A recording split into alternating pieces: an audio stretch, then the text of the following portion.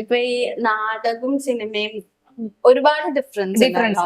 അപ്പൊ അത് ഇപ്പൊ നാടകം 59 നാടകം എഴുതി, ഇപ്പൊ സിനിമയിലോട്ട് കഥ എഴുതുമ്പോ എന്തൊക്കെ വ്യത്യാസം തോന്നി? എനിക്ക് ഒരു സിനിമ നാടകം എഴുതുന്നതിനേക്കാൾ എളുപ്പമായിട്ട് തിരക്കഥ എഴുതാൻ എന്നെ കൊണ്ട് കഴിയും.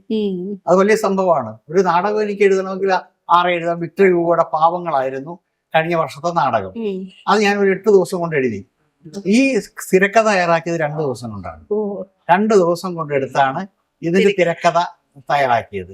അപ്പൊ എനിക്ക് നാടകം എഴുതുന്നതിനേക്കാൾ വളരെ ഈസി ആയിട്ട്, കാരണം ഇത് ഒത്തിരി ആളുകൾ അഭിനയിക്കുന്നുണ്ട്, കുറേശ്ശെ ഭാഗങ്ങളായിട്ട് എഴുതിയാൽ മതി. അപ്പൊ അവർക്ക് ഒത്തിരി എഴുതാം. മറ്റേ നാടകത്തിൽ എന്ന് പറഞ്ഞാൽ 6 കഥാപാത്രവും 7 കഥാപാത്രവും ഈ 2 മണിക്കൂറും ഇവരെ കൊണ്ട് വേണം സംസാരിപ്പിക്കേണ്ടത്. സിനിമയ്ക്ക് അതല്ല. ബ്രേക്ക് ഉണ്ട്, മ്യൂസിക് ഉണ്ട്, ബാക്കിയുള്ള കാര്യങ്ങളുണ്ട്. അപ്പൊ പ്രകൃതി ഭംഗി വിഷ്വലൈസ് ചെയ്യാം. അപ്പൊ തിരക്കഥ എഴുതാൻ എനിക്ക് വളരെ എളുപ്പമാണെന്ന് എനിക്ക് തോന്നി.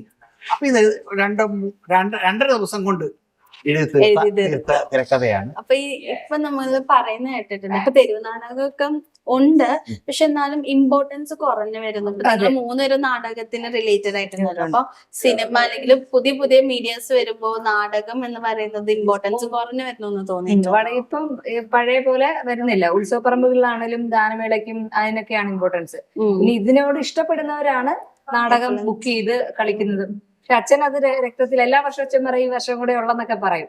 എങ്കിലും ഇതിനും ഉണ്ടല്ലോ ചെലവ്, നാടകം എടുക്കണം. പക്ഷെ എന്നാലും അച്ഛൻ എല്ലാ വർഷവും എടുത്തുകൊണ്ടിരിക്കും.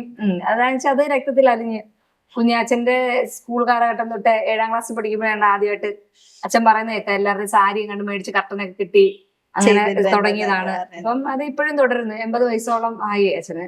എന്നിട്ട്